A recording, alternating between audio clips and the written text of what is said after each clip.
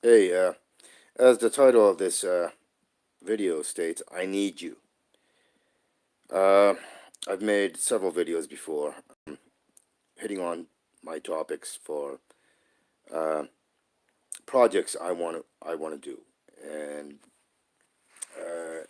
in order for you to understand me better, I need to try to expand on who I am, what I am, and what I want to accomplish. But having said that, what I want to accomplish needs a community who sees the value of a future for us humans, and I want a long-term future for humans. I want us to reach a time where we actually have a Star Trek like future, but without so many confrontations with other species that would find will more than likely run across out in space. Um, but I want a long term future. I want us humans to see, be around in the next million, 2 million, 3 million, 10 million, 100 million years. And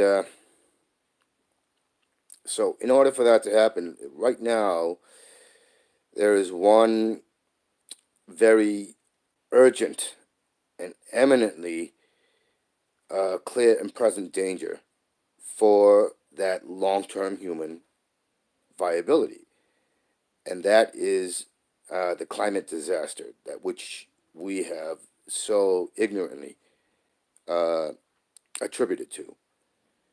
And so, as I mentioned, I've had other videos, but they haven't gotten a lot of views. And so, uh, but at the same time, I don't see how I will be able to get the necessary communal backing. And when I say communal, I mean people who aren't looking to make money, or who are looking to have fame, who simply want to do so because for their own self-interest, in the interest of their family and friends having that long-term future. And so this is going to be strange, and people are gonna and some people are gonna be like, What the hell are you talking about?" But some years back, when I believe I was in my mid 20s, or maybe my late 20s. I had I'm not sure how to describe it. It was the entirety of this up here was electrified, and it traveled down my entire body.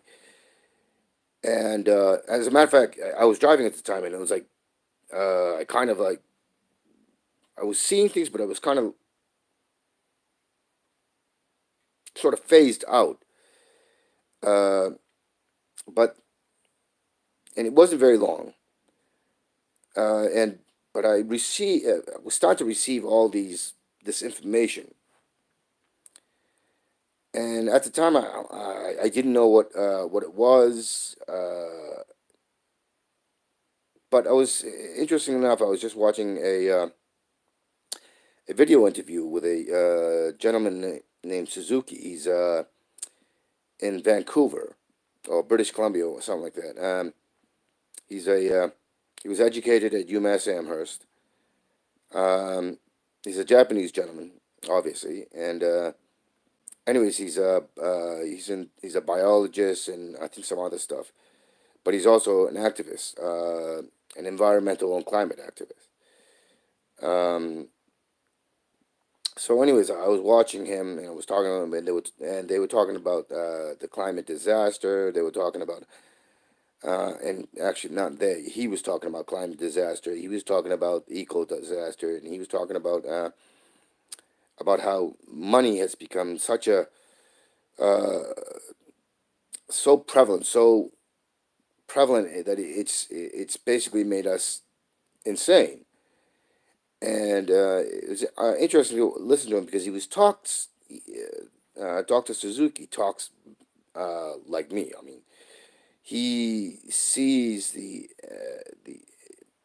impetus, the dangers of what's happening, and and I have to admit that I've gone to the point where I'm like, what, fuck it, there's really nothing we can do. I mean, the science is out there. There's a lot of um, scientists who have been talking about this issue for decades upon decades upon decades, and now they're going to them. I'm like, you know what? We've crossed the threshold. There's really nothing we can do about it. Nobody's listening, and they're being very pessimistic. And Dr. Suzuki said, you know what? Shut up. If you're gonna think like that, just go away. Shut up. We need to do what we have to do, and even if there's only a 5% chance, we need to take it. Uh, and I have to admit that I have a tendency to be really fatalistic and pessimistic. But at the same time, my mind is always working on creative ways, and I look into things uh, constantly, and and things that I know will pertain to um, possible solutions when you add others together. I always keep that in my mind, in the back of my mind, and so this has been something that's been happening to me since my early teens, and anyways, because while I wasn't completely concrete, I didn't know, I didn't term climate disaster or eco disaster or any of that. I knew things were out of place. I knew that it was accelerating. I knew there were issues. So, anyways, but one of the earlier things, and it was because of a sci-fi fantasy idea I had for a book, but it was driven in the back of my mind because of the things I was seeing happening. And so, what I decided a while back is that we need a way to actively try to help control the runaway situation, which humans have been contributing to, and we've been complacent and apathetic and just outright wrong thinking. And that is the creation of a mobile oceanic platform, a massive one, the size bigger than the Hawaiian Islands put together. And basically, what this platform would do is we would have it would house millions of people, but it'd be millions of people in a community who was working on two goals. One is to um, is to provide a living and working and creativity that is geared towards pulling carbon and methane and other exacerbators of climate disaster uh, out of the air. And two is to de-acidify the oceans.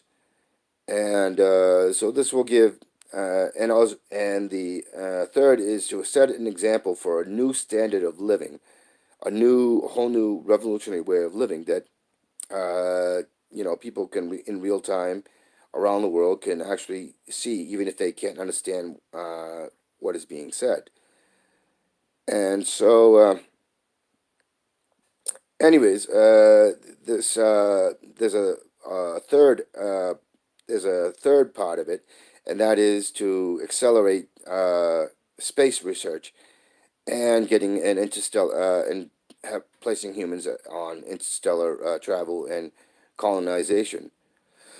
and uh, and so this platform would play a vital role, and it would also give people who understand that money isn't everything, and that money is actually much of the problems that give us stress and strain and worry and breaks down social bonds and fabrics. So uh, I've and it's interesting because when as I was listening to Dr. Suzuki, he had they would also talked about Gaia theory, and I don't know how many people understand about Gaia theory, um, but it was ironic because I was listening, I'm like, huh, you know, could it be that Gaia theory isn't all that wrong?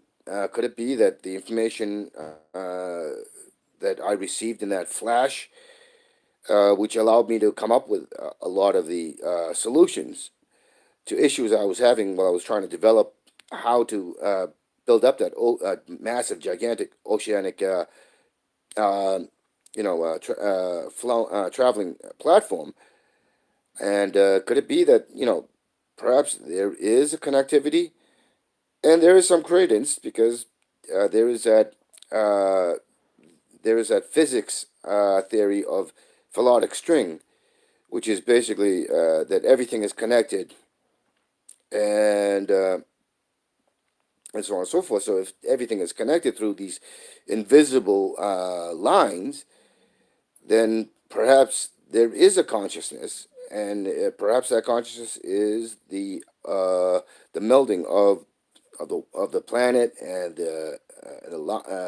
lives, uh, and more so with human life because we are connected through these philodic strings, and um, and the philodic strings are connected to the animal life, and so perhaps that is in fact true. And so what uh, I need people to work with me because I make on a point in my some of my other videos um, is that there's nothing that has ever been built from the world wonders to everything that we take for granted these days that can't be done without a bit of knowledge, labor, willpower, and purpose.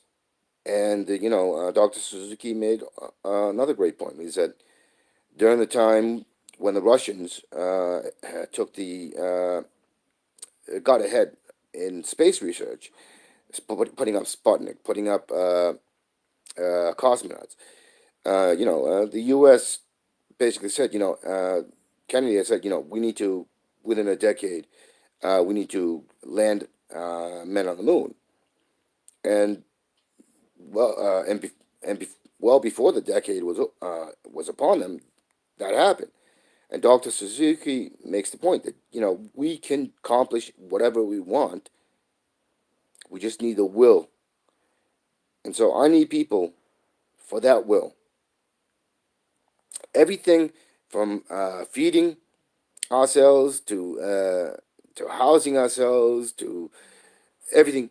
Community, a community with a purpose can accomplish that. And while I have the plans, I just don't have the numbers, and I don't have the community behind me, and I need that community. And all we need is purpose and will, some labor, and more importantly, uh, skill and knowledge. And those can be come to because we all have skills, we all have things and bits of knowledge. So I have one small part, and I just need the community behind me. And so, as I said, I need people. I need a community behind me. I need that to do this project, and because it can be built, it can be done, and it won't take centuries. I just need I just need people. I need that community. So, if you're as concerned about the extinction of human life if you're as concerned about the ecosystem and having a viable, welcoming planet, which is our only true home, then I need your help. And so my number is 484-925-5680. I need you to text me your interest.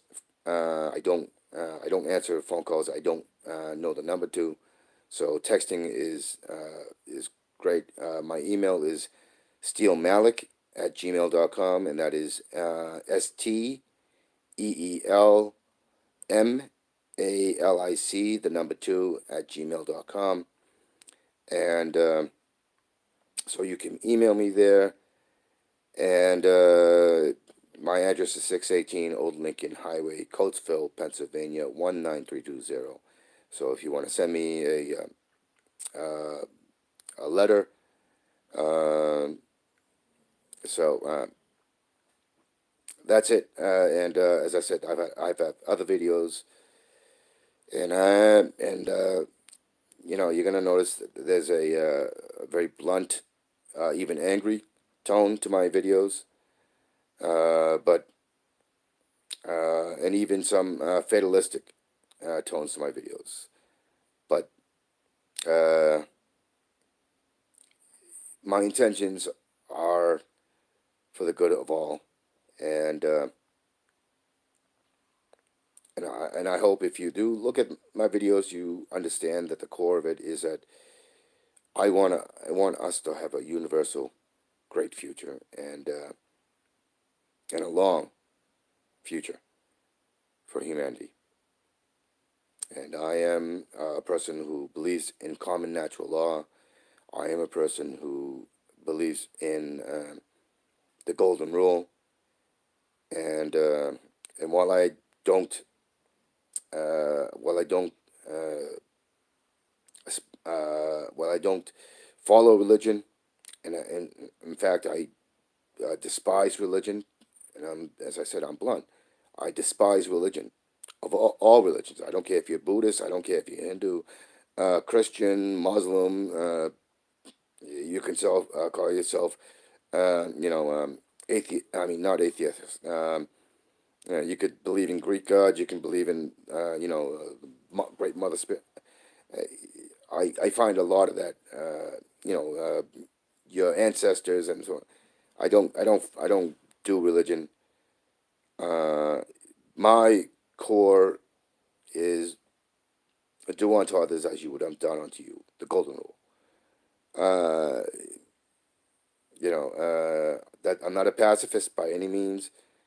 You can call me a chink, you can call me a goog, you can do all that.